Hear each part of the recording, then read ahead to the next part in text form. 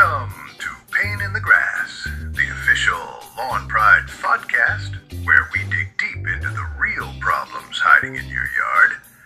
From weeds to grubs to mystery brown spots, we've got the dirt. Let's grow better together.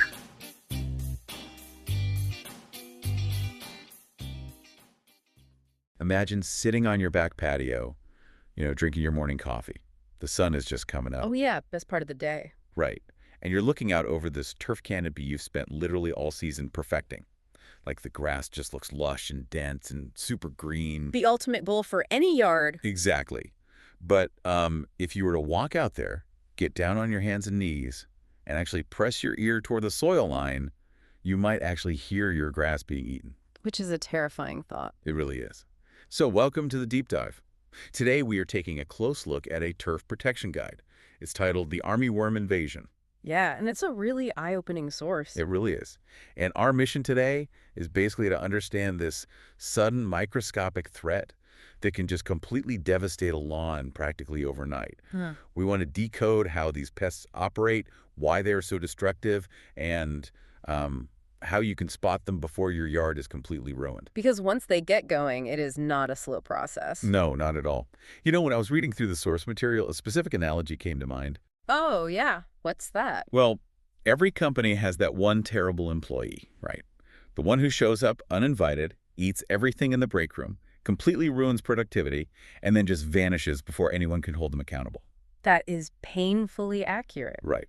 Well, in the lawn care world, that employee is the armyworm. I mean, that sets the stakes perfectly. For you, the listener, you have to understand that this isn't a slow-moving problem. It's not like a seasonal decline where things just kind of fade over a couple of months. Oh, it's way faster. Exactly. If your lawn looks slightly off on a Tuesday, and then by Thursday morning it is just totally brown and scalped, this employee has likely reported for duty. That speed is just crazy to me. So to figure out how to, fire this terrible employee, we first have to understand what they actually are. Yeah, we have to look at how they operate. Right. And the guide clears up a misconception right away. Because when you hear armyworm, you kind of picture an earthworm that just, turned evil. Yeah, like a mutant earthworm or something. But they aren't worms at all. They're actually caterpillar-like pests. Okay, so they're caterpillars. Right. They are the larval stage of specific moths.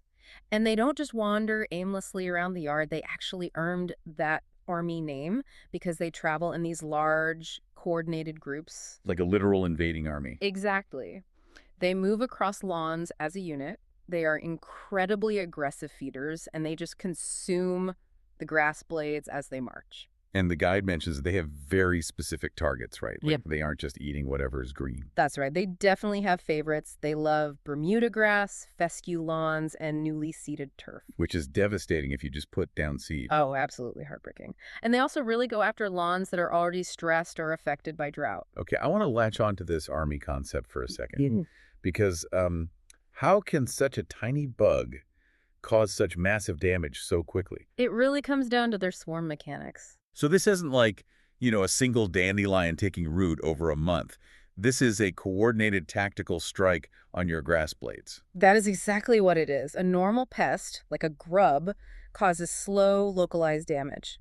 But armyworms, they move as a front line. Once they eat everything in one spot, they move together to the next. Wow. Okay, so since they act like this tactical strike force, what exact conditions are they looking for to launch an invasion? Well, the text breaks down their environmental preferences pretty clearly. They absolutely love hot, humid weather. Makes sense for bugs. Yeah, and they love lawns that are not regularly monitored. The element of surprise. Right.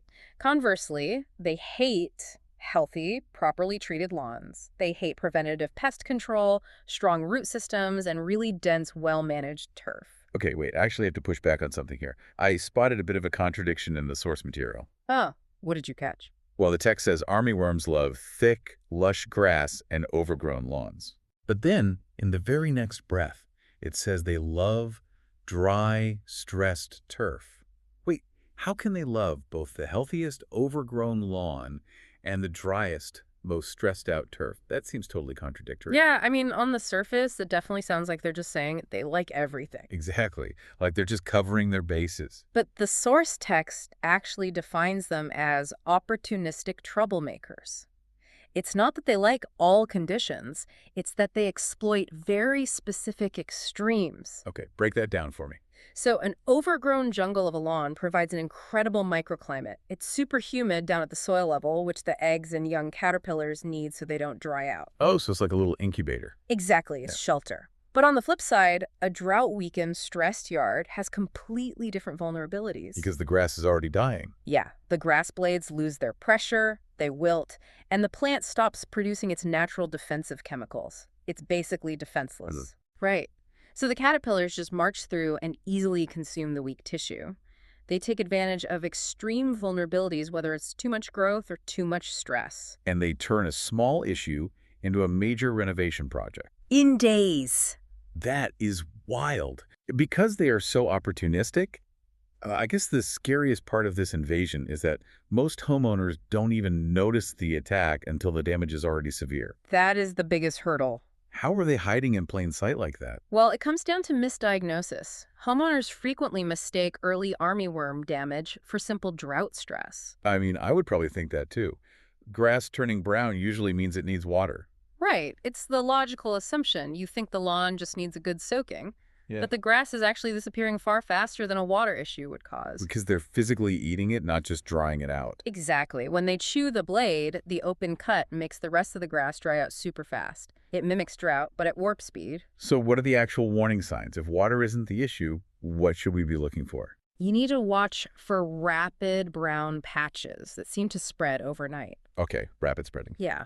And if you look closely, the grass blades will look physically chewed or shredded on the edges, not cleanly cut by a mower. That makes sense. Also, thin area spreading, and honestly, just visible caterpillars crawling through the turf if you get down and look. Okay, so shredded grass and actual bugs. But there was one specific warning sign from the text that I found just absolutely fascinating. The birds. Yes, the increased bird activity. Yeah. I have to point out the irony here to the listener. Because, you might look out your window, see a bunch of birds happily hopping around your grass. Singing, eating. Right, and you think you have this beautiful Disney-like nature scene in your yard. But can you confirm that this peaceful scene is actually a massive red flag? Oh, it is a huge red flag. Like a microscopic war is happening under those birds' feet. Exactly. Those birds aren't there to admire your landscaping. If you suddenly have a flock of robins or starlings tearing at your turf, they have found a massive protein source. They're eating the front line of the army. Right. And while the birds do eat a lot of them, they cannot eat fast enough to stop an infestation of thousands of armyworms. So the birds are actually a diagnostic tool telling you that you have a major problem. Wow. Okay, so once you notice those birds or that chewed grass, the clock is ticking faster than you think. Much faster. This is emphatically not an I'll deal with it next weekend problem. Yeah, that was very clear in the guide. They multiply fast and they feed aggressively.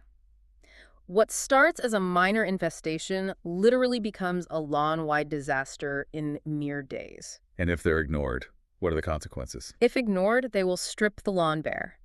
They stress or completely kill sections of the turf, and that opens the door for weeds and diseases to take over the bare dirt. Which is a whole other nightmare. Exactly. And the text specifically notes that in places like North Carolina, especially during hot summer stretches, this damage escalates incredibly fast.